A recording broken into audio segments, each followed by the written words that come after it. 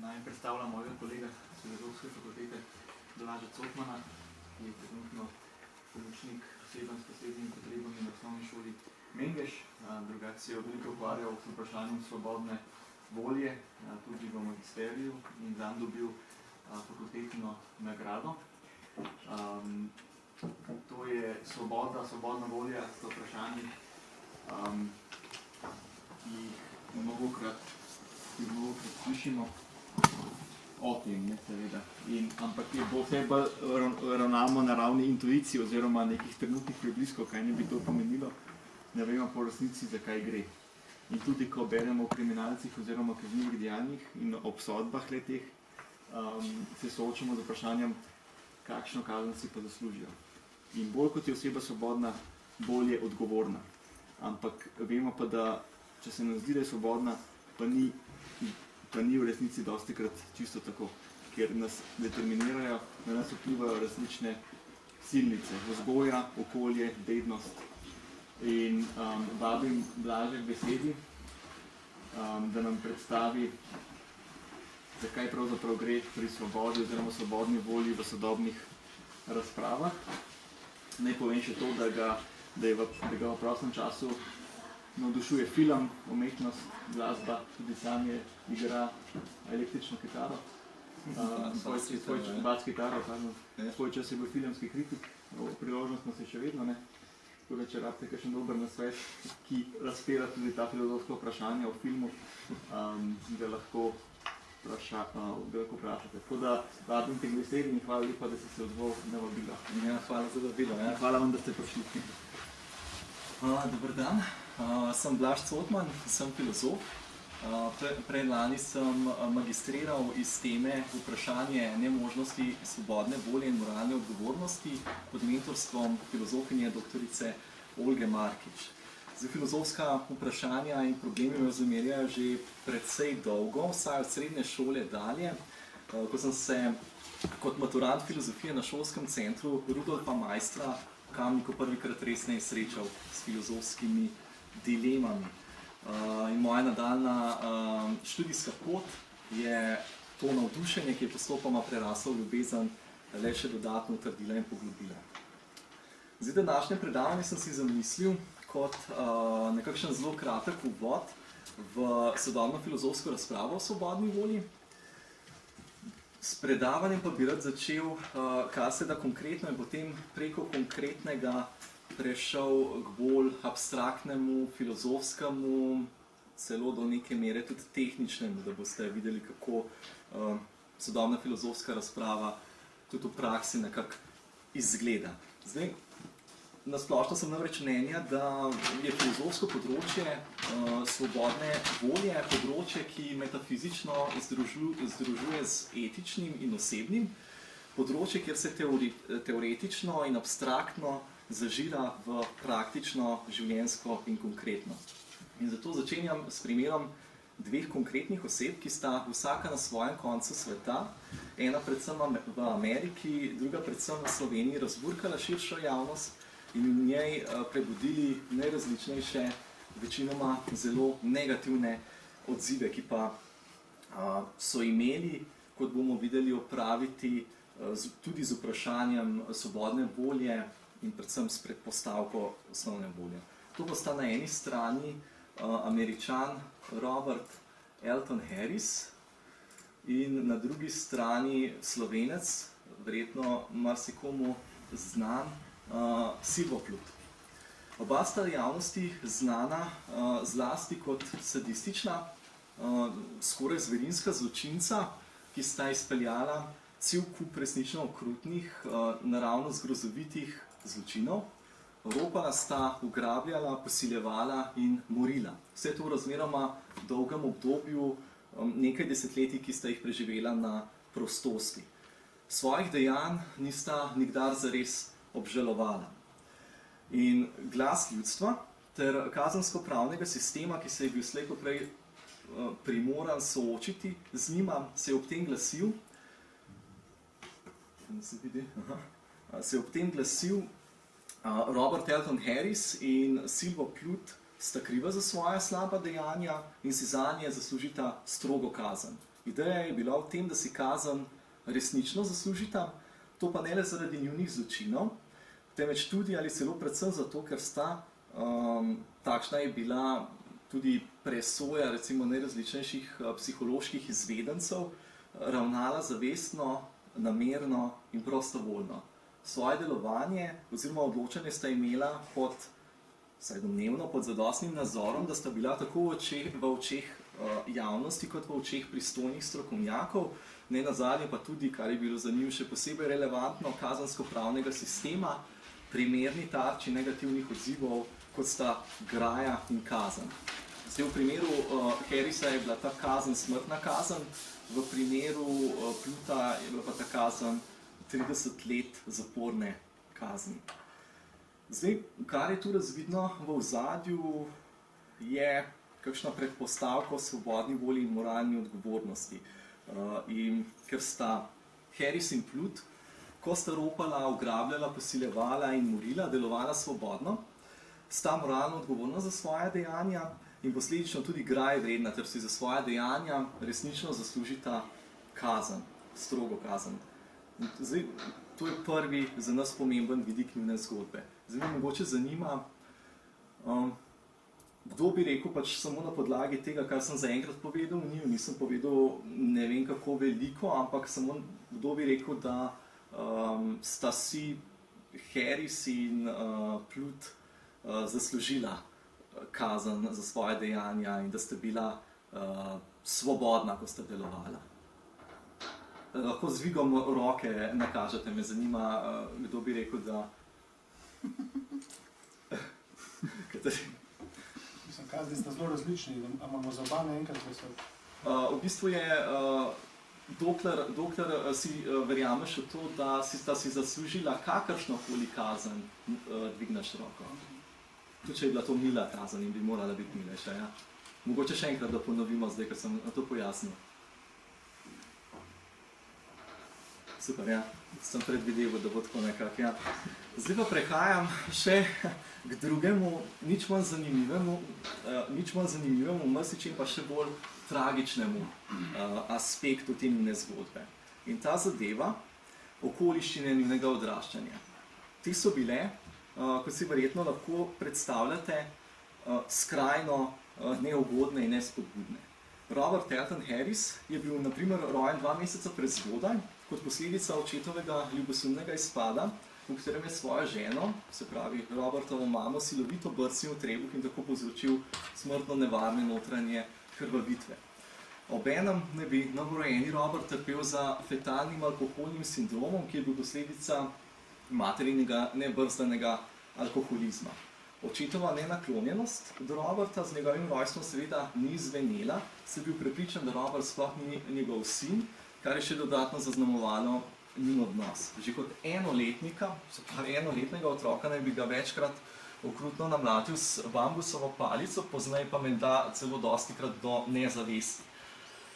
Tudi s strani matere Robert ni bil deležen nobene topline, odrekala naj bi mu vsakršne telesne stike, splošno je gledano pa ljubezen in kakršnokoli naklonjenost. Lahko bi dejali, da je bilo Harrisovo odraščanje nasploh zaznamovano z resnično surovim, nečlovečnim družinskim okoljem, izpraznjenim vsakršne ljubezni, topline in nenazadnje igrivosti, ki pritiče otroštvu. Odraščanje Slovenca Silva Pluta ni bilo dosti drugačno. Čeprav je šlo za manj skrajno slabo okolje kot v Harrisovem primeru, saj po tem, kar vemo o njem, to še zdaleč ni bilo spodbudno okolje. Bilo je okolje polno alkoholizma, nasilja, nenaklonjenosti in slabih, nezglednih odnosov. Zdaj, vse to v nas vzbuja določeno sočutje in razumevanje do Harrisa in Pluta. Ne le do njiju kot otrok, temveč tudi do njiju kot odraslih. In to me privede do enega pomembnega izhodiščnega poudarka, ki ga želim deliti z vami. Zdaj, mogoče bi na tej točki vprašal, kdo pa zdaj potem, ko je izvedel, kakšno je bilo odraščanje teh dveh oseb, še vedno verjame, recimo, da sta si te dve osebi zaslužili kazen. To pomeni ne samo, da je bila kazen nujno potrebna zato, ker sta ta dva posameznika nevarna, ampak da sta si kazen zaslužila zato, ker sta delovala svobodno. Zdvigam malo. Aha. Super. Ok. Tudi to sem upal, da se bo pokazalo na tak način. Ja? Zdaj pa pridemo do tega poudarka. Kar želim izpostaviti tukaj je,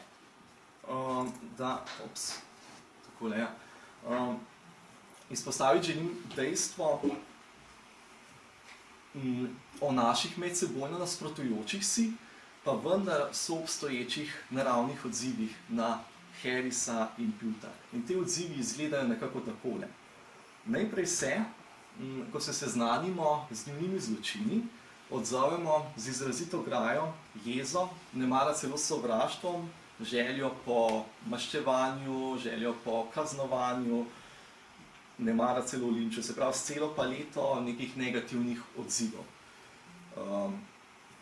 ki od situacije terjajo določeno pravično, bi rekli, pošteno obravnavo. Na to, ko se seznanimo z njunimi nesrečnimi formativnimi okoliščinami, se pravi okoliščinami, ki so ta dva posameznika nedvomno sooblikovale, pa se skoraj neizogibno odzovemo z večjim sočutjem, z večjim razumevanjem, lahko bi dejali tudi bolj človečno, v večji meri upoštevajoč kontekst in hkrati s tem vzroke človekovega, recimo temu tako, postajanja. Pa čeprav, in to je pa zdaj tudi moje vprašanje potrdilo, graja in mogoče celo tudi jeza v večini izmed nas kljub temu ne izvenita povsem. Se pravi, tukaj imamo, soobstajata dva različna odziva, ki sta v določeni medsebojni napetosti, ampak to razumevanje in sočutje ne izpodrineta povsem moralne odgovornosti osebe, v našem vsakodnevnem mišljenju, in hkrati tudi našega prepričanja o tem, da do neke mere sta vendarle delovala še vedno recimo svobodno. Ob tem pa se nam lahko zastavi tudi eno sila neprijetno vprašanje. In to vprašanje si lahko vsak svojega zornega kota zastavi, namreč kaj, če bi jaz odraščal v podobnih ali pa tovrstnih okoliščinah, ali bi ravnal kakorkoli drugače, kot sta ravnala Harris in Plut. Bi bila moja, recimo temu, moralna usoda lahko drugačna, in če bi bila takšna, namreč drugačna, po moji zaslugi ali ne. Zdaj, ena od skrbi, ki je tukaj v ozadju, zadeva problem, ki mu filozofi pravijo problem moralne sreče. The problem of moral luck, angleško. Ideja je preprosto povedana o tem, da utegne biti vse, kar Harrisa in Pluta loči od mene, stvar sreče. Namreč srečnost, nesrečnost okoliščin pa naj bi imela opraviti z neko nepravično loterijo biologije in okolja, ki nas doletita. Pri čemer seveda niti naš biološki ustroj na eni strani, niti naše okolje niso nekaj, kar bi si sami izbrali, oziroma na kar bi imeli vsaj na začetku svojega bivanja v otroštvu kakršenkoli vpliv. In to je ena filozofska, recimo, skrb, ki tiči v ozadju naših prepričanj, predvsej samoumevnih prepričanj o svobodni volji.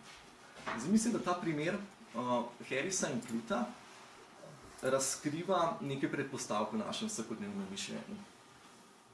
Ena predpostavka je, ki se je tudi pokazala, da so ljudje v splošnem svobodni in moralno odgovorni. Se pravi, ljudje v splošnem delujejo svobodno in so moralno odgovorni za svoje dejanja, kar pomeni, da si, na primer, zaslužijo grajo in kazen za svoja slaba dejanja.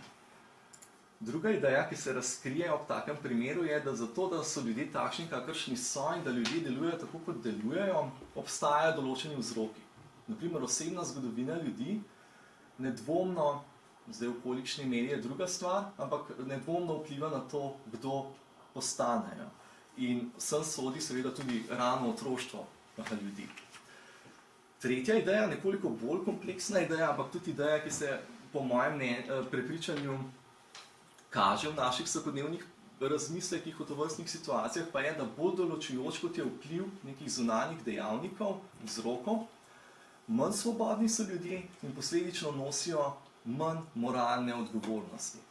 Vsaj zdi se nam tako. Zdaj, to vsakodnevno mišljenje lahko spostavimo še nekoliko z drugačne plati, nekoliko bolj na tažji filozofski obliki bi se glasilo, da se pravi, oseba je moralno odgovorna, če in samo če je svobodna. To se zdi nekako, da je ideja, ki tiči v ozadju teh primerov, kjer svobodna volja nastopa kot pogoj moralne odgovornosti in kjer je vsaka oseba, ki je moralno odgovorna, hkrati nujno tudi svobodna. Svobodna volja torej kot nujni pogoj moralne odgovornosti. Druga ideja pa je v tem, da je oseba svobodna, če in samo če nad svojim delovanjem izkazuje določeno, ustrezno vrsto nadzora. Zdaj seveda, filozofi se potem med seboj pričkajo o tem, katera vrsta nadzora je ustrezna, se pa praktično vsi strinjajo o tem, da je potrebna določena vrsta samonadzora za to, da oseba lahko velja za svobodno in moralno odgovornost. In tu imamo vzpostavljeno to povezavo med samonadzorom in svobodno voljo. Zdaj pa bi rad navedel en primer bolj vsakdanje situacije izbire, ki v nas dozdevno poraja občutek svobode in moralne odgovornosti.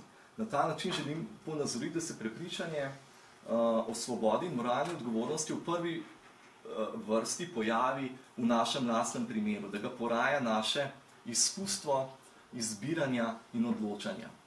Obenem pa bi rad poudaril, da je vprašanje svobodne volje nastopa tudi v manj, recimo temu, moralno-etično obteženih, so v bolj moralno-neutralnih, celo banalnih kontekstih. Naprimer, ko se odločamo o tem, kaj bi pili, ali bi šli ven na sprehod in podobno. Ni nam torej treba govoriti o scenarijih, kakršen je Plutov in Harrisov scenarij, ampak se lahko zazremo v naše najbolj vsakodnevno življenje in že naletimo na, recimo, dileme, ki imajo vsaj do neke mere opraviti s svobodo. In zdaj en primer take vsakodnevne situacije navede filozof Galen Strawson. Gre pa takole. Recimo, da ste se na državni praznik zvečer odpravili v trgovino, da bi kupili kolat svojim zadnjim bankovcem za 10 evrov. Na stopnicah trgovine nekdo prosjači. Ustavite se in zdi se vam popolnoma jasno, da je v celoti odvisno od vas, kakšen bo vaš naslednji korak. To je, zdi se vam, da ste resnično korenito svobodni pri izbiri na tak način, da boste dokončno odgovorni za katerokoli svojo izbiro. Spravi, kakorkoli se boste odločili in neizogibno se boste odločili na določen način, svobode v tem smislu ni mogoče ubežati, boste občutili svobodnost v tem svojem ravnanju in hkrati tudi, saj običajen človek, določeno odgovornost za to svoje dejanje. Zdaj, filozof Robert Kane navaja še en zanimiv primer, ki vključuje poslovno žensko, ki je soočena z zahtevno moralno dilemo. In tovrstne, recimo, dilematične situacije, se pravi situacije, ko smo razpeti med več različnimi alternativami, igrajo izjemno pomembno vlogo v večini teorij o svobodni volji. Pri, recimo, ravno Kaneu, ki navaja ta primer, velja za glavno prizorišče uveljavljanja človekove svobodne volje in moralne odgovornosti, za prizorišče, na katerem se osebe tudi najtemeljiteje samo oblikujemo in ki so v tem smislu odločilne za to, kdo in kaj postanemo. Gre pa tale primer takole. Vzemimo poslovno žensko, soočeno s konfliktnimi motivi. Na poti na pomemben poslovni sestanek opazi nasilen napad v ozki ulici. V njej se začne notranja bitka med bestjo, ki ji narekuje, da se ustavi in pokliče pomoč, in med ambicijami v karieri, ki ji narekuje, da za nobeno ceno ne sme zamuditi sestanka. Napor volje je potreben, da premaga skušnjavo potem, da bi nadaljevala svojo pot. Če premaga skušnjavo, bo to rezultat njenega napora. Toda če ne uspe, bo to zato, ker ni dovolila svojemu naporu, da uspe. Tako kot je hotela, premagati skušnjavo je zaradi drugih razlogov, ki so s prvimi nezdružljivi hotela, da izpodleti. Ko se, tako kot ta ženska, odločamo v takšnih okoliščinah, svojo odločitvijo storimo, da je ena množica med seboj tekmujočih razlogov takrat in tam prevlada nad drugimi. Poanta je spet zelo podobna. Imamo določene alternative in dani trenutek od nas terja določeno odločitev. Tehtamo potem med različnimi razlogi in se navsezadnje odločimo za eno odločitev, ob tem pa izkušamo neko popolno svobodo. Naša odločitev je tista, ki določi, kakšen bo na nek način izid našega potem tudi ravnanja. Zdaj pa bi se rad na kratko ustavil ob tem, da seveda filozofi ponujajo zelo različne opredelitve svobodne volje in da svobodno voljo lahko razumemo na različne načine, kot si lahko predstavljate. Ena možnost, ki je precej združljiva s tudi mojim terminološkim zastavkom že v dosedanjem delu predavanja, je, da gre za zmožnost osebe, da izkazuje določeno vrsto, najmočnejšo vrsto nadzora nad svojimi dejanji, ki je potrebna za moralno odgovornost. Se pravi, tukaj imamo vzpostavljeno določeno povezavo med nadzorom, samonadzorom, moralno odgovornostjo in svobodnostjo posameznika. Druga opredelitev je opredelitev, ki daje poseben poudarek na odprtost možnost, na neko odprtost možnosti, na zmožnost osebe, da deluje drugače, kot dejansko deluje. Se pravi, svobodna in moralno odgovorna oseba je v dani situaciji, ko se odloča, zmožna ravnati drugače. Zdaj, če bi to konkretizirali na primeru Pluta in Harrisa, bi lahko rekli, da je Plut v danem trenutku, ko se je odločil recimo posiliti določeno žensko, imel zmožnost, da je ne posili. Se pravi, da ravna drugače, kot je dejansko ravnal. Se pravi, ta pot mu je bila vzročno odprta, nič mu ni preprečevalo te poti. Zdaj, tretja možna opredelitev pa je, da gre pri svobodni volji za zmožnost osebe, da je dokončni vir svojih dejanj. Se pravi, da dejanja v nekem globokem smislu, dovolj globokem, dovolj pomembnem smislu izhajajo iz osebe, ki deluje, in to pomeni, da izhajajo tudi iz njegovih vrednot, želja, prepričanj, značaja in podobnega. Cel kup možnih nadaljnjih opredelitev je, ampak to so nekako tri osnovne možne, in kar želim poudariti v zvezi s tem je, da se te opredelitve ne izključujejo. Da čeprav mnogi sodobni filozofi sprejemajo prvo opredelitev svobode kot najboljše, ker naj bi izpostavila vse tisto, kar se nam v splošnem zdi v razpravi o svobodni volji bistvenega pomena. To ne pomeni, da zmožnost, o kateri govori ta opredelitev, navsezadnje ne pomeni tudi zmožnosti osebe, da ravna drugače kot dejansko ravna, in zmožnosti, da smo v nekem pomembnem smislu avtorji svojih lastnih dejanj. Predvsem pa se moramo zavedati, seveda, da te opredelitve pomenijo predvsem izhodišče za nadaljnji razmislek, ki pušča kopico odprtih filozofskih vprašanj, na katera je še potrebno odgovoriti. In prav ta vprašanja so tista, v zvezi s katerimi filozofi najburneje razpravljajo. To vprašanje je, na primer, kakšna je zdaj ta vrsta, najmočnejša vrsta nadzora, ki je potrebna za moralno odgovornost. Kako sploh razumeti moralno odgovornost, kaj to je, kaj vključuje zdaj ta ideja, kaj pomeni, da je oseba zmožna delovati drugače, kot dejansko deluje in podobno. Te ideje niso tako samoumevne, mogoče kot predpostavljamo v neki vsakodnevni govorici, recimo, ko govorimo o teh problemih.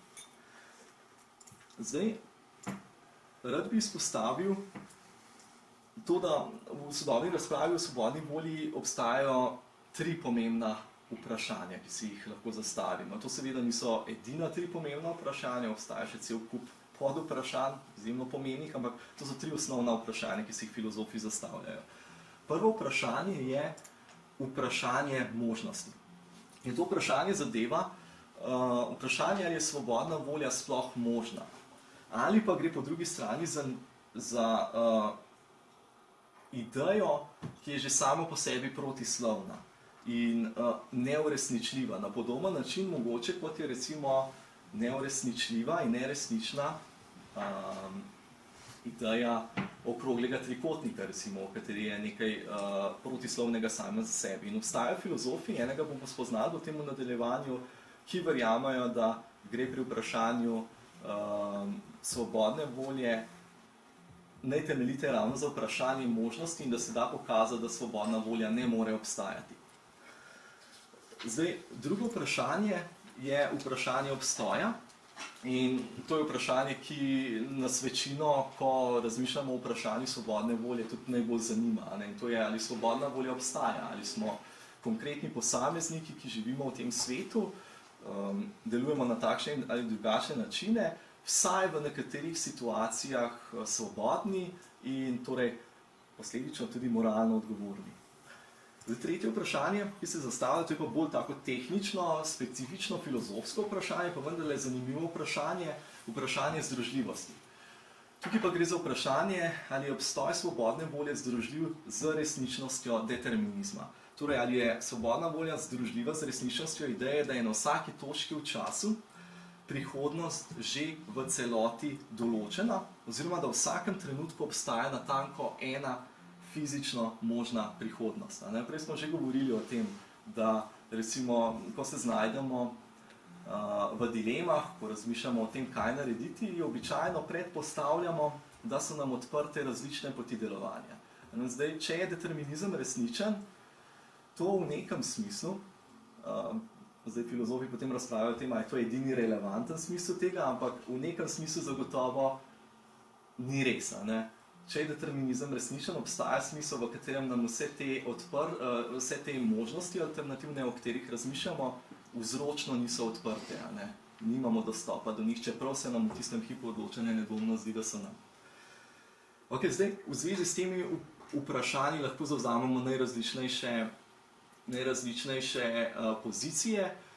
Mogoče bi tukaj opozoril sam na eno stvar, ker drugače se bomo predolgo zadržali ob teh vseh teoretskih ločnicah med različnimi pozicijami, ampak recimo, kar zadeva vprašanje obstoja. Seveda lahko na to vprašanje odgovorimo bodisi z da ali ne, se pravi, lahko verjamemo v to, da svoboda obstaja, ali pa to zanikamo. Ampak filozofi v splošnem razlikujejo med dvema možnima pozicijama, ki jo lahko zavzamemo, recimo, če pritrdimo in vztrajamo pri tem, da svobodna volja obstaja. Namreč, dve možni poziciji sta. Kot sem že rekel, obstajajo filozofi, ki verjamejo v to, da je svobodna volja združljiva z resničnostjo determinizma. To so kompatibilisti. In kompatibilisti, tako se v splošnem verjamejo v neke bolj plitke oblike svobode, recimo. Zakaj? Zato, ker so na nek način primorani verjeti, da bi ljudje lahko bili svobodni, tudi če bi živeli v determinističnem in determiniranem svetu. Tudi v svetu, kjer nam nobena od alternativnih možnosti v resnici ne bi bila zares dostopna, bi po prepričanju teh filozofov lahko ravnali svobodno. Se pravi, na eni strani imamo torej kompatibiliste, ki verjamejo plitkejše oblike svobode. En izjemno slovit predstavnik te linije razmišljanja je bil škotski filozof David Hume. Na drugi strani pa imamo libertarce oziroma inkompatibiliste, ki pa verjamejo v to, da svobodna volja, kolikor obstaja, ni združljiva z idejo determinizma in z resničnostjo determinizma. Libertarci pa so posledično verjamejo v neke globje oblike svobode, ampak zdaj na nek način pa so te globje oblike svobode tudi bolj odprte, recimo temu skepticizmu, zato ker pa zahtevajo od tega, da je vesolje zgrajeno na določen način, da je ta pozicija lahko resnična. Zdaj, kaj to pomeni? Se pravi, v samem vesolju mora obstajati odprtost prihodnosti.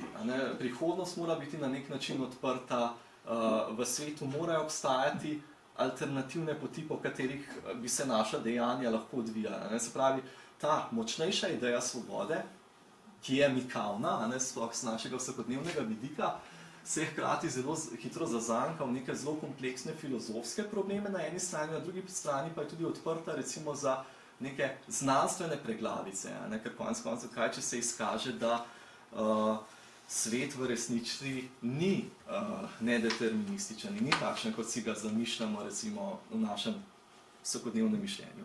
Zdaj, če se za hip vrnemo, ravno k vsakodnevnemu mišljenju se zdi, da v vsakdanu predpostavljamo določene odgovore na ta obravnavana vprašanja.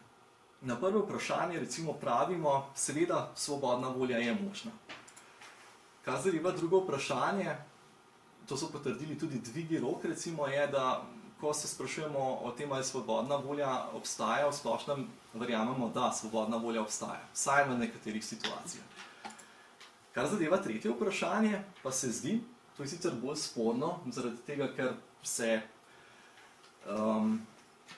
filozofi na področju eksperimentalne filozofije v zadnjih desetletjih precej aktivno ukvarjajo ravno z raziskovanjem tega, kakšne so naše vsakodnevne intuicije in razmišljanje v zvezi s svobodno voljo.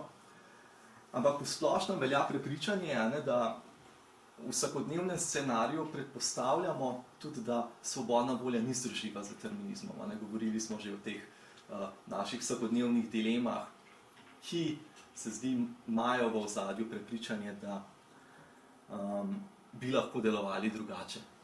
In da je vesolje v nekem smislu odprto, da je prihodnost vesolja v nekem smislu odprta in odvisna od našega vložka tudi. Zdaj, nekaj skrbi, ki se takoj pojavi ob tem je, ena od skrbi, ki se mi že prej nakazuje, kaj če bi se nekako izkazalo, da je determinizem resničen.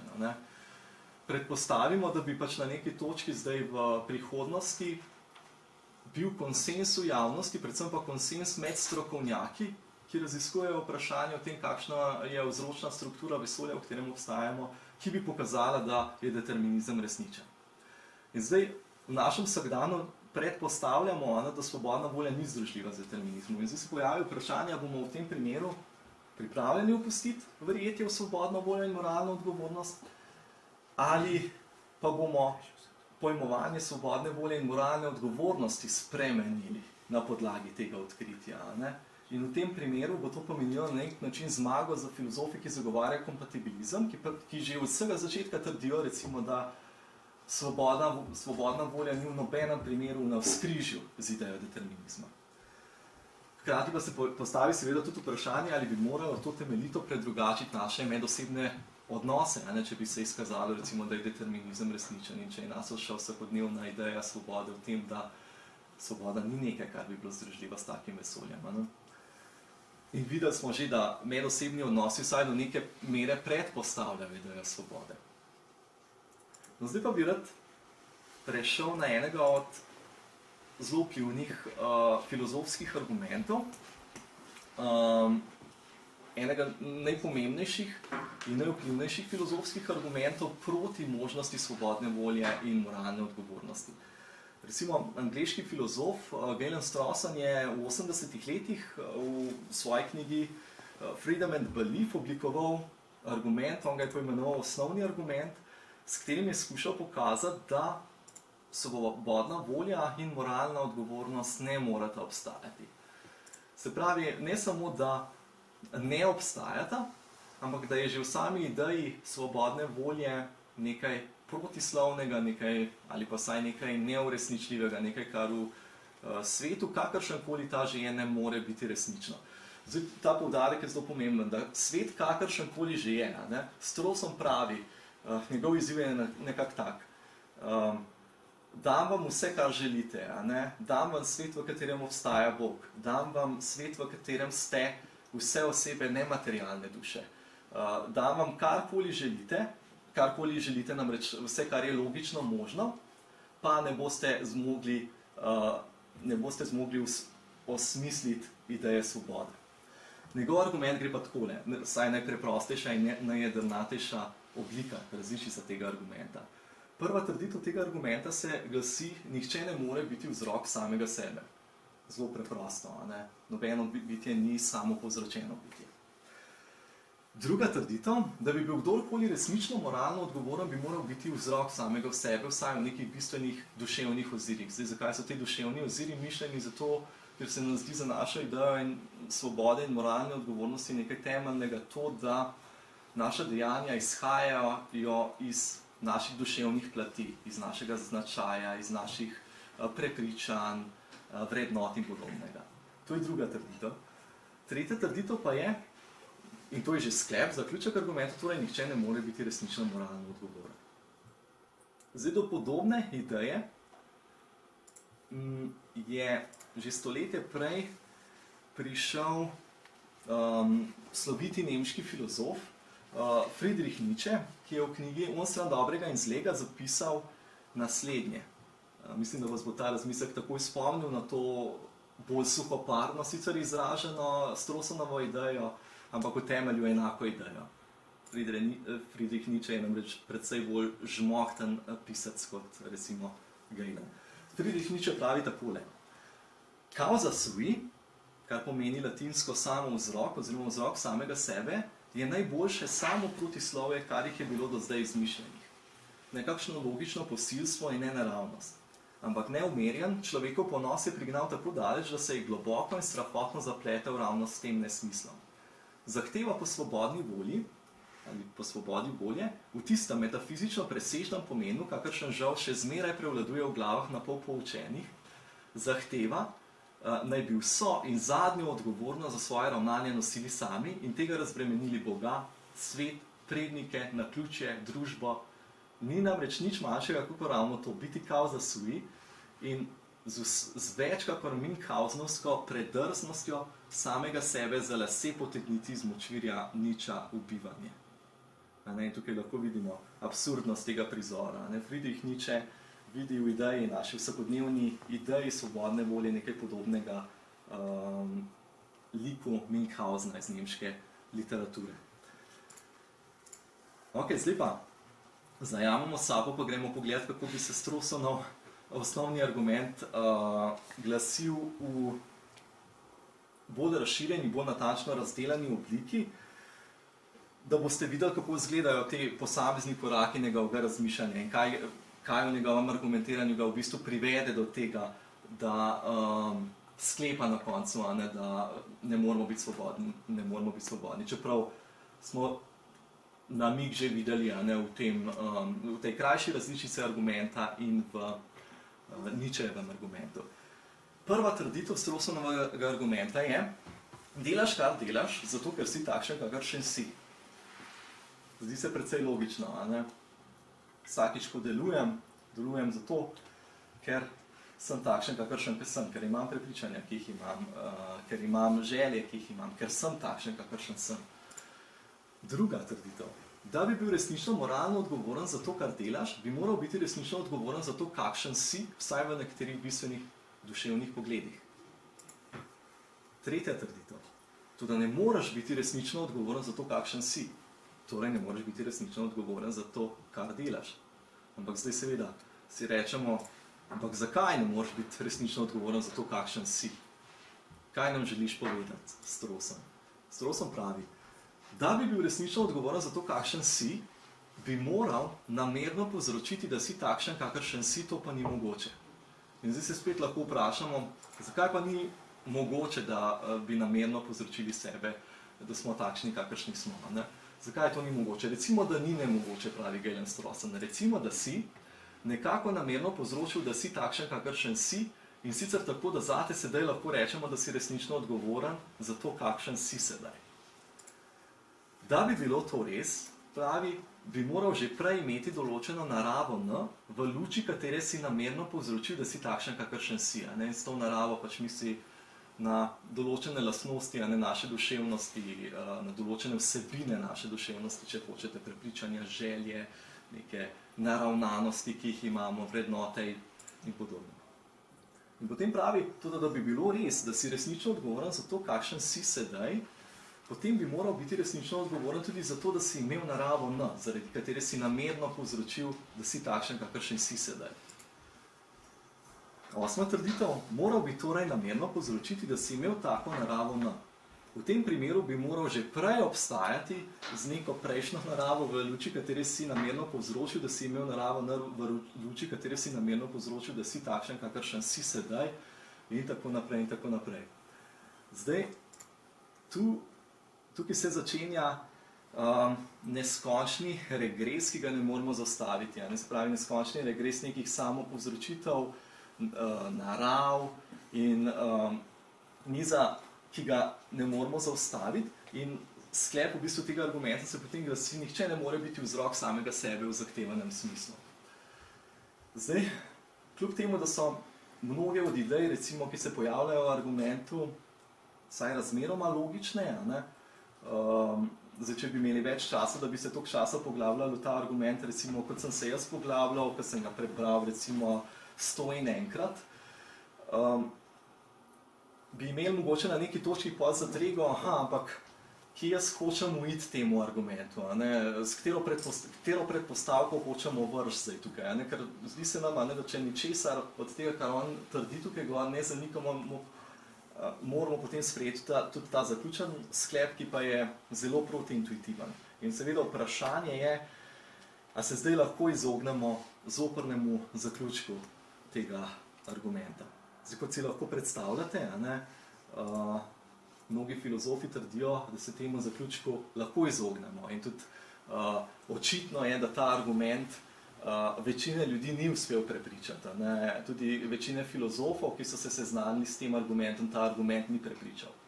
Kljub temu pa menijo, da ta argument je pomemben, zato ker izpostavi povezavo med določenimi, recimo razmeroma vsaj intuitivnimi idejami o svobodi. Na eni strani imamo določeno obliko samopovzročitve, ki se zdi, da jo zahteva svoboda, potem na drugi strani imamo recimo moralno odgovornost, ki ima spet določeno povezavo svobode in podobno.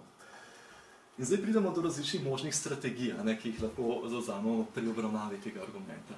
Zdaj, en način je seveda, da ta argument tudi sprejmemo, ampak v tem primeru imamo opraviti z določeno težavo. In ta težava je v tem, da so naše vsakodnevne ideje o tem, kdo je svoboden, kakšno kazen si zasluži, v celoti nezdružljiva s tem, kar trdi sklep Strawsonovega argumenta.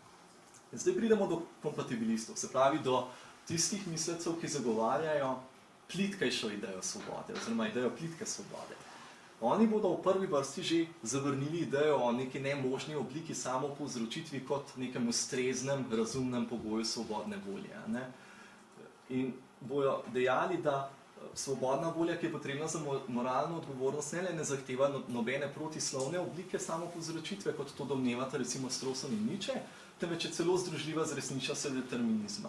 Recimo David Hume bi z veseljem nekaj takega trdil. In David Hume bi rekel, oseba je preprosto, svobodna in moralno odgovorna za svoje dejanja, dokler je zmožna delovati v skladu s svojimi željami in prepričanji. To je vse, kar mislim in bi morali misliti s tem, ko razmišljamo o svobodi. In če je to vse, kar mislimo o svobodo, potem se zdi razmeroma očitno, da je svoboda ne le nekaj možnega, ampak da je tudi nekaj, kar imamo. Vsakdo izmed nas v vsakodnevnem življenju deluje v skladu s svojimi prepričanji, s svojimi željami, vrednotami in podobno. Zdaj, se pravi, kompatibilisti so prepričani, da je premislek o svobodni volji najrazumneje začeti s predpostavko, da zato, da smo lahko moralno odgovorni, ne bi smeli zahtevati neke nemožne vrste nadzora oziroma svobodne volje. John Martin Fisher, eden izmed pomembnih sodobnih filozofov, izpostavlja, da bi morali idejo radikalne samopovzročitve, kot jo recimo zagovarjata Strawson in Nietzsche, zavreči v prid nečesa bolj razumnega. Zakaj vendar domnevati? Pravi, da moramo biti, če ne bomo moralno odgovorni za svoje delovanje, moralno odgovorni za to, kakšni smo na način, ki je očitno nemožen. Se pravi, na način tiste neskončne serije samopovzročitev. Zakaj zahtevati pogoj nadzora oziroma svobodne volje, ki ga ni mogoče zadostiti v nobenem možnem svetu? A ni dosti bolj sprejemljivo domnevati, da moramo biti resnični, dokončni viri svojega vedenja na nek sicer pristen način, a na način, ki ga je vsaj možno uresničiti v svetu. In zdi se, da bi morala teorija svobodne volje graditi na tem. Filozofinja, recimo Lynn Ruder Baker, predlaga enega izmed takih pogledov, modelov svobodne volje, in ona na primer zagovarja pogled premišljenega odobravanja, ki v marsičem spominja na preprostejšo Humeovo idejo o svobodni volji. Ona recimo izpostavlja bistveni pomen človekove zmožnosti samorefleksije in prvo osebne perspektive oseb. Takšna zmožnost naj bi nam namreč omogočala nadzor nad lastnimi razlogi, nadzor nad našimi željami in prepričanji, naprimer, ki motivirajo oziroma usmerjajo naše delovanje. Saj naj bi nam podeljevala pomembno in vsem splošno znano sposobnost, da raziščemo in spoznamo, kakšne vrste razlogov imamo, jih ovrednotimo in skušamo spremeniti. Se pravi, da si na določenih točkah v svojem življenju zastavimo recimo tudi vprašanje, na čem temeljijo naša prepričanja, na čem temeljijo naše želje in da potem v prihodnosti spreminjamo svoje delovanje glede na te premisleke. In kompatibilisti izpostavljajo to bistveno človeško zmožnost in to zmožnost na nek način potem tudi enačijo z svobodno voljo in moralno odgovornostjo. Zdaj, recimo, Ruder Baker pravi, da smo svobodni in moralno odgovorni za svoje dejanje, dokler smo v nekem posebnem globokem smislu, dokler se v nekem pomembnem in globokem smislu identificiramo s svojim dejanjem. To pa pomeni po njenem, da hočemo narediti to dejanje, ki smo ga naredili, hočemo hoteti narediti to dejanje, ki smo ga naredili. Eden od njenih zadnjih pomembnih poudarkov pa je tudi v tem, da bi še vedno hoteti narediti to svoje dejanje, tudi če bi poznali poreklo oziroma izvor svojega hotenja, da hočemo narediti to dejanje. Zdaj to pomeni, ideja je v tem, da tudi če bi se izkazalo, da so nas deterministični vzroki privedli do našega lastnega ravnanja, bi še vedno stali za svojim ravnanjem, čeprav determinirani in nesvobodni v nekem tem globjem smislu, še vedno bi se v zadostni meri poistovetili s temi svojimi dejanji, stali za njimi, da bi bili pripravljeni seveda prevzeti tudi delček moralne odgovornosti za to. Zdaj, druga oblika, druga možna strategija pa je strategija libertarcev oziroma inkompatibilistov, ki se v mnogih poudarkih sicer pridružujejo kompatibilistom, recimo o tem, da priznavajo, da so zmožnosti, kot je zmožnost samorefleksije, odzivnost na razloge, premišljena identifikacija osebe z lastnimi dejanji, da so vse te zmožnosti pomembne. Ampak oni trdijo, da za neko zadovoljivo podobo svobodne volje, ali pa predstavo o svobodni volji, vendarle še nekaj manjka. Zdaj, kaj je to, kar manjka? Po njihovem manjka in je za svobodo potrebna določena oblika nedeterminiranosti, človekove nedoločenosti. In pri tem ne gre za kakršnokoli obliko nedeterminiranosti, oni trdijo, ker vsi se strinjajo o tem, da obstajajo oblike nedeterminiranosti, ki pomenijo zgolj še več neke slučajnosti, naključnosti. Ne želimo si, ko govorimo o svobodi, meta kovanca. Ne želimo si, da je resničnost naših svobodnih ravnanj, ko izbiramo med različnimi razlogi, v resnici podobna metu kovanca. Želimo si, da so ta dejanja imajo neko racionalno, saj v nekem bazičnem smislu racionalno osnovo, da temeljijo na naših razlogih, željah, prepričanih vrednotah in ne nazadnje premislekih seveda tudi. Zdaj, to, kar si libertarci in inkompatibilisti želijo, je neka nedeterminiranost, ki bi omogočila prostor za gibanje in delanje razlike v vzročni strukturi sveta. Nedeterminiranost, ki bi ustvarjala možnost za odprtost prihodnosti, za sveže začetke oziroma kotičke v strukturi časa in prostore, kjer se zgodijo stvari, ki niso v celoti pripisljive temu, kar se je godilo poprej. So pa, in to je za njih ključno, v nekem globokem smislu odvisne od dejavnosti oseb, kot smo recimo človeške osebe in tako odraz naše svobode.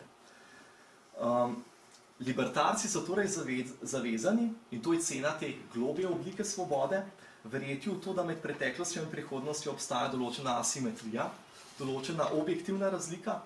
Preteklost je že določena in sicer z dogodki, ki so se že zgodili, medtem ko prihodnost vsaj do neke mere ostaja odprta in ni v polnosti določena s tem, kar se je že zgodilo.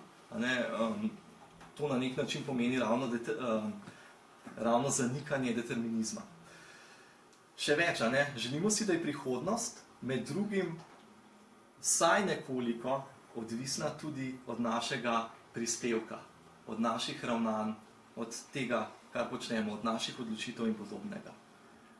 Zdaj, drugo vprašanje pa je, ali je to seveda zgolj naša pobožna želja, ali pa dejansko obstajajo pač tudi neki indici, da je svet takšen, kakršen je. Ne?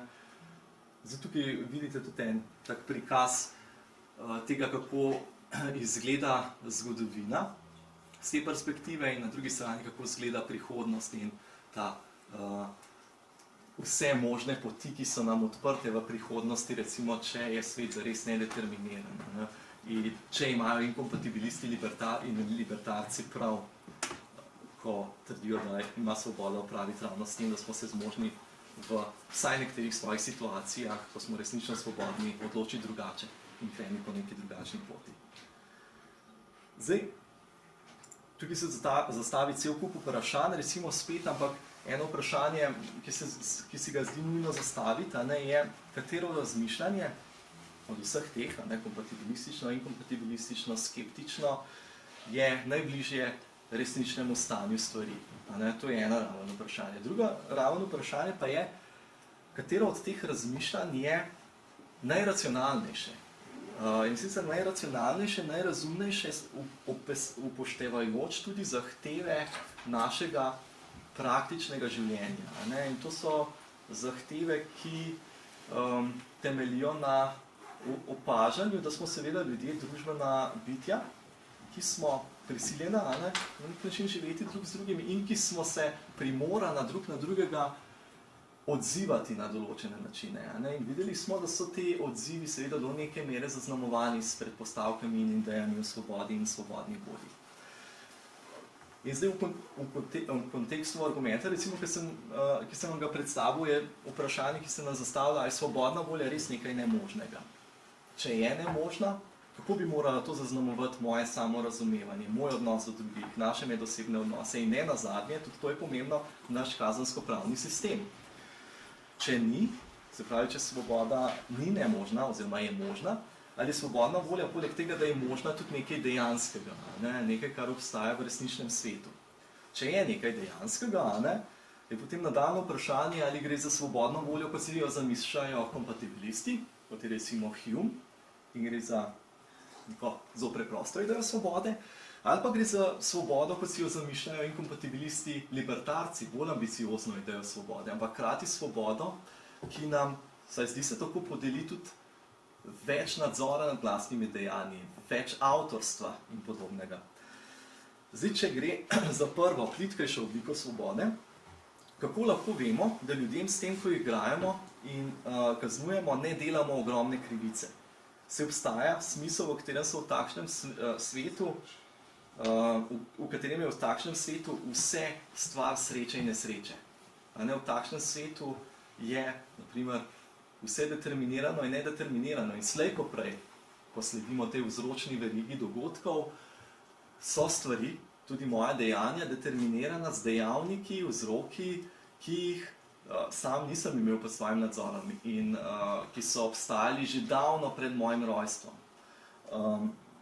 Tako da to je prva dilema. Če pa gre za drugo vrsto svobode, se pravi za globjo obliko svobode, se pa lahko vprašamo, kako smo lahko prepričani, da jo imamo, če pa je resničnost te oblike svobode odvisna od obstoja nekih nepreverljivih in razmeroma neverjetnih nedeterminiranosti v svetu. Ker zdi se, da bi v takem vesolju, ki bi vključeval to libertarno svobodo, morale obstajati točke, neke specifične točke v času in prostoru, recimo točke, ko se jaz soočam z nekimi dilemami, ko so stvari nedeterminirane, ko sem jaz tudi do neke mere nedeterminiran z nerazličnejšimi okoliščinami. In zdi se nekaj precej neverjetnega, da bi ravno v tistih situacijah, ko se nam zdi, ko imamo občutek, da imamo svobodo, tudi svet bil dejansko takšen, kot ga predpostavlja ta ideja. Tako, s tem bi zaključil predavanje, pa bi vas povabil, da zastavite kakšno vprašanje, mogoče poveste tudi kakšno svojo misel, ki se vam je porajala ob tem, mogoče svojo rešitev problema. Ker jaz sem tukaj predvsem zdaj zastavljal seveda vprašanja, skušal sem pokazati, o čem filozofi sploh debatirajo, ko debatirajo o tem problemu. In ne nazadnje sem skušal v ozadju saj implicitno pokazati tudi to, zakaj se mi zdi pomembno, da se razpravlja o teh problemih, ker so te izrazi, ki jih v vsakodnevni govorici izgovarjamo, a ne uporabljamo, večkrat vse prej kot samoumevni. Tako, evo, zdaj se pa vabljeni, da mogoče bi kaj komentirate. Kaj pa vaše mnenje? Moje mnenje? Kakšno je v zvezi s tem? Zdaj, jaz sem v magistrski sem se osredotočil predvsem na to, a zdaj je v sami ideji svobode nekaj protislovnega, nemožnega ali ne. In mislim, da imamo dobre razloge, no, vsaj potem, recimo, kar sem, tako je moje prepričanje, potem, kar sem bral in v svojih razmislekih, da svoboda je nekaj možnega, najmanj nekaj možnega. Ne? In zdaj,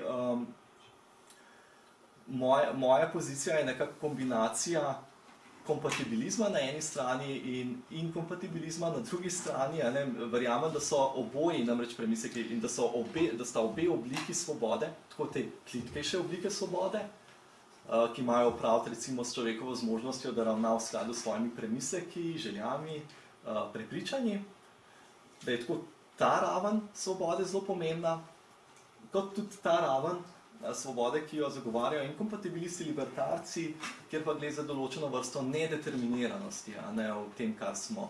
In kjer gre za določeno vrsto samodoločanja, ne, tudi neke vrste samopovzročitve. Zdaj, jaz mislim, da je pač, ker zakaj to izpostavljamo, ne, večina sodobnih filozofov se osredotoča predvsem na to, a si kompatibilist ali pa si inkompatibilist. Ne. In ena raven razprave se jim zdi manj pomembna od druge. Jaz pa nekako vztrajam pri tem, da sta obe te dve ravni razprave pomembni. In zdaj v hipu, ko sprejmemo recimo kompatibilistično raven razprave, kot tisto relevantno, s tem omogočimo recimo tudi to, da svoboda dejansko obstaja. Zato, ker so zahteve take vrste svobode, rekli smo, da to pomeni preprosto to, da so naša dejanja v skladu z našimi premisleki. Zdaj, tukaj bi lahko dodali še potem najrazličnejše, zahtevnejše kriterije, ampak v osnovi gre za to. Dokler imamo opraviti svobodo, v tem smislu je obstoj svobode nekaj razmeroma samoumevnega, nekaj, kar ne bo na noben način zamajalo, recimo tudi to, če bi se izkazali, recimo, da je resničnost determinizma, da je determinizem resničen. Tako da to je ena raven in glede te ravni recimo sem malo bolj prepričan v smislu, da svoboda obstaja. Ta druga raven, inkompatibilistična, ste pa verjetno videli že z tega prikaza, da se mi pa zdi manj gotova in da recimo si tukaj tudi zelo težko pomagamo z znanostjo, znanost naprimer na ravni kvantne mehanike odkriva določene nedeterminiranosti v vesolju, ampak te nedeterminiranosti imajo po prepričanju recimo mnogih znanstvenikov opraviti pač preprosto z nekimi naključji, in ne želimo si, da bi bila naša ideja svobode recimo pripeta na nekaj, kar ima opraviti z naključji. Tako da tukaj recimo ne vidim rešitve. Vseeno pa, zakaj pa to relevantno, kar pravim, da se mi zdi ta inkompatibilistična raven razprave pomembna, zato ker to pomeni do neke mere prepoznanje, da so vse te plitkejše oblike svobode tudi v marsičem zelo omejene oblike svobode. In da je svoboda, ki jo imamo, zelo verjetno, sploh če ta libertarna vrsta svobode ne obstaja, majhna. In v tem smislu nas ta pozicija sili v tudi določeno večje sočutje, razumevajočost recimo do tistih, ki ravnajo na neke moralno slabe načine. In da se konec koncev tudi zavemo, da recimo to, kar smo, da tudi naši lastni dosežki, recimo ne glede na to, ali so nekaj dobrega ali nekaj slabega, ne izvirajo zgolj in samo iz naših prizadevanj, ampak so pogojeni s neštetimi drugimi okoliščinami, nad katerimi nismo imeli nekega posebnega nadzora in ki so bile stvar sreče ali nesreče, odvisno kam nas je zaneslo. Tako da tako, nekako. Blaž, najprej hvala lepa za to predavanje. odlično predavanje, ki mi je spomnil na tisto najboljše, kar sem poslušal že zdaj zelo dolgo nazaj, med študijem filozofije. Mogoče 3 kratke fusnote, potem pa eno vprašanje. Zelo všeč mi je bilo, ker si na začetku povezal vprašanje kazni ali pa recimo neke jeze z sočutjem. Izkušnja iz moje prve službe, ko sem se srečal z zasvojenci od drog, je bila ta, da sem na te fante začel popolnoma drugače gledati, ko sem zvedel, kaj se je njim dogajalo skozi otroštvo in potem skozi mladostništvo. In se mi zdi, da to je nekaj, kar že v začetku, ko si napovedal, da boš govoril tako o teoretičnih, praktičnih, pa tudi o abstraktnih zadevah, že to je v bistvu zelo skrivnostno, kako v bistvu zapopast nekaj takega, kot je pač neka determiniranost človeške osebe, hkrati pa tudi to, da so oni kljub nečemu slabemu, čeprav to je že spet neka moralna, nečemu slabemu, kar so storili, da so še vseeno osebe, ki so zmožne pač živeti to življenje na zelo pozitiven in dober način. To se mi zdi pač odlična povezava, da sem na začetku naredil in tudi že sama ta stvar težko paše v nek, ne vem, tle rabimo res filozofijo, te premisleke rabimo, se rabimo o tem pogovarjati. Druga fusnota je povezana z enim primerom, ki sem ga jaz enkrat dal dijakom o tem, kaj bi vi storili, če bi v vašo hišo, kjer bi bili z ženo in otroki, vstopil kriminalca in začel streljati vse povprek. Ali bi streljali nazaj, ali bi pač rekli, ne naredim nič, zato da ne bom pač, da se ne bi šli neke samoobrambe. In potem mislim, da je en dijak, ali pozneje smo se še pogovarjali o tem primeru, pač izpostavil to, kar se mi zdi tako teoretično zelo zanimivo, da nismo zdaj samo mi tisti, ki odgovarjamo na to nasilje, recimo vse tudi pravni sistem je v bistvu nek odgovor na nekaj, kar se je prej zgodilo, je tudi vzrok, zato kar se je dogajalo z recimo Plutom, je v bistvu bil Plut sam, vzrok zato, ker je bil Plut sam, je bil prej, in v bistvu tudi pravni sistem se postavil v to linijo, in potem je en izpostavil, da ne samo, da smo mi tisti, ki odgovarjamo, ampak da tisti, ki je vstopil noter v našo hišo kot kriminalc, je že v bistvu naredil obsodbo samega sebe. Veš, koliko je zdaj, naprimer, relevantno to, da nek kriminalc ni samo pred tem, da ga bodo drugi obsodili, ampak koliko je že v bistvu sam sebe, a je tukaj mogoče tudi neka, ne vem, odgovornost ali pa kakšna relevantnost, če si mogoče kje zasledil tega, da tudi sami sebe z dejanji, ne vem, če je jasno to, da so v bistvu neobsodni. Zdaj, tretja stvar je pa zagotovo to, na kar se pač vedno znova spomnim, to je pa pač ta klasičen odgovor, ki je pač možen, in je pač metafizičen, in ga najdemo pač skritega v filozofiji, pa seveda tudi v religioznih tradicijah, da ta kauza sui, o katerem si govoril, da seveda človek ni nikoli kauza sui, imamo pa princip, ki je edini lahko pač kauza sui, v religiji pač imenovan Bog. Recimo muslimani imajo ta, se pravi, ta kismet ali kismet, se pravi usodo, se pravi, mi smo determinirani s to usodo ali pa s tem principom, svoboda pa edina, ki obstaja, to je ta klasičen odgovor, je v bistvu v tem našem, čeprav da spet debata, koliko je pa to svobodno, koliko ni posledica neke kulture, vzgoja, da se mi svobodno odločimo za ta princip. Ta princip, ki je edini svoboden, je lahko kauza sui, mi smo z njim determinirani, pa z nekim izvorom, s tem samo vzrokom. Hkrati pa svoboda, ki nam je pa dana, je pa samo, da se odločimo za to, ali se pa pač ne odločimo. In zdaj pač vprašanje, iz tega mogoče malo tako triki, ali je kakšna relevantnost tega, da smo v bistvu svobodni, da smo determinirani za svobodo, da edina stvar, da smo determinirani, smo pač za neko svobodo, hkrati je pa tisto, kar imamo pa za izvir neke svobode po tem klasičnem, je pa hkrati tudi izvor nekega determinizma, ker pač recimo nek moj čisto oseben odgovor, jaz težko sprejemam to, da sta se determinizem pa svoboda sploh v nekem nasprotju, ampak vidim vse skozi, tako ste ti malo pokazal, nek soobstoj teh dveh, se pravi, do določene mere determinirani, do določene mere svobodni. In zdaj to je naše življenje, zdaj tukaj noter se zdaj tudi vrtijo potem vsi ti odgovori, ki so pač vsakega, če ga vzameš kot svoj svet, ti lahko ful da. In po moje, tisto, kar se vedno znova v filozofiji zgodi, ali pa sploh pol v življenju, je pa to, da bi nas nekateri radi prepričali, ta odgovor je bolj pravilen, kot drug odgovor. Ne. In če pa na to pristanemo, to se mi zdi pa dokaj huda varianta pač nekega determinizma, pa ne svobode. Evo, to pa nisem predal. Hvala za dobre istočnice pa poudarke.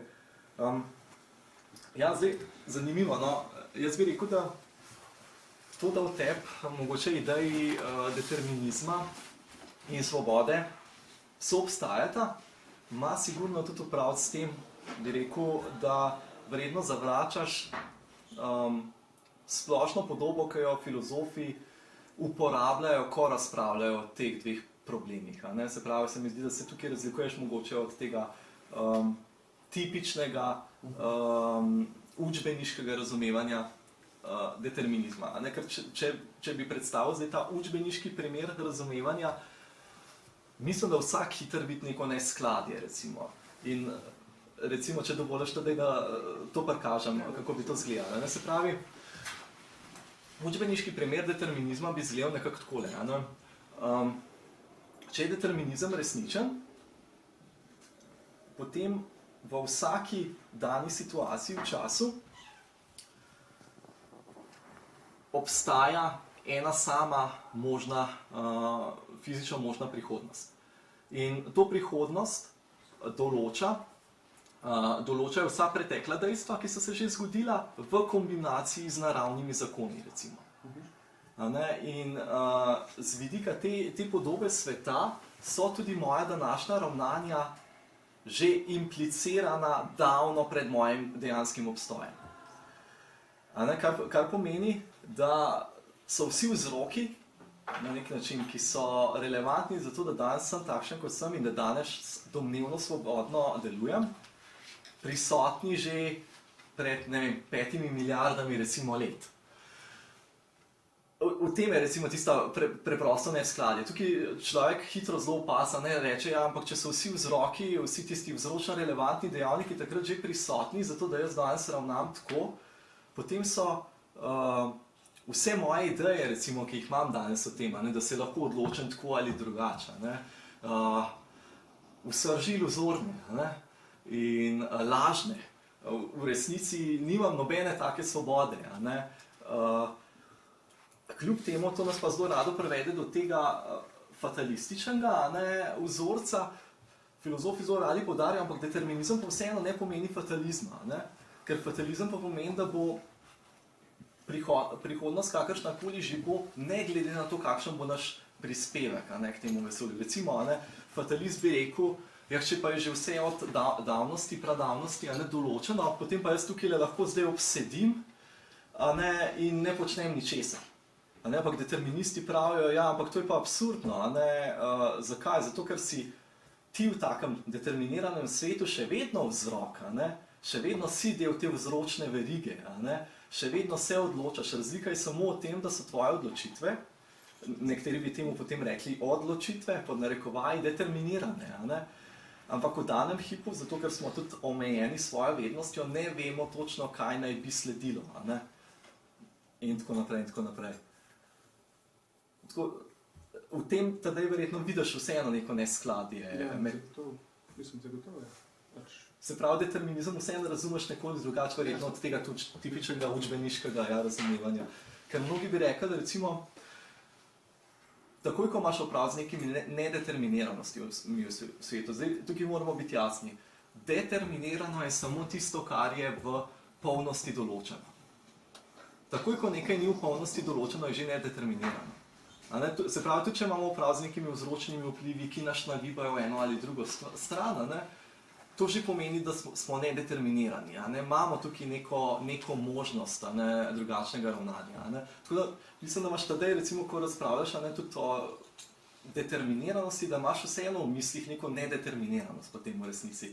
Ja, v bistvu obratno, kot velja za svobodo, da je lahko v bistvu dejanska možna, je v bistvu tudi determinizem lahko dejanski, da ne pušča nobenih odprtih vrat, lahko je pa v bistvu možen, recimo, ne vem, sin nekega, ne vem, alkoholika ali pa pač nasilneža, je zagotovo do neke mere determiniran, z pač tem, ne vem, očetom ali pa z neko prtljago, Determiniranost je nekaj pač jaz bi rekel pač možnega, ne, ni pa zdaj to, ne zapre pa vseh vrat, da je pa zdaj tako, a veš, da te ukalupi v neko, ne vem, če je ta povezava pač zdaj. Je smiselno, ampak tukaj se mi zdi, da je vseeno, ja, to v vsakodnevni govorici, recimo, govorimo o determiniranosti, ampak v resnici, tehnično, filozofsko gledano, bi bila pa to sicer neka določenost, ki pa te osebe vseeno ne bi v polnosti determinirana, da ravna. In filozofi bi temu vseeno rekli nedeterminiranost v resnici. Nedeterminiranost, kjer pa so prisotni pač določeni vzročni vplivi, ki zaznamujejo recimo posameznika. Ali pa bi recimo upeljali neko probabilistično vzročnost, ne? Tudi to imamo danes. Ne? Se pravi, smo povzročeni, ampak vse, kar vpliva v nas, proizvede samo neke verjetne učinke. Ne? Recimo, naše otroške okoliščine nas zaznamujejo v tem smislu, da smo recimo, če bi lahko to številsko označili, ne? Da smo recimo 70% nagnjeni k temu, da bomo naredili neko slabo ravnanje, 30%, se pravi, obstaja pa neka možnost, ne? Če se zares potrudimo, ampak je potreben poseben napor volje, pa da ravnamo na manj slab način, ne? Če ne na dober način. Tako.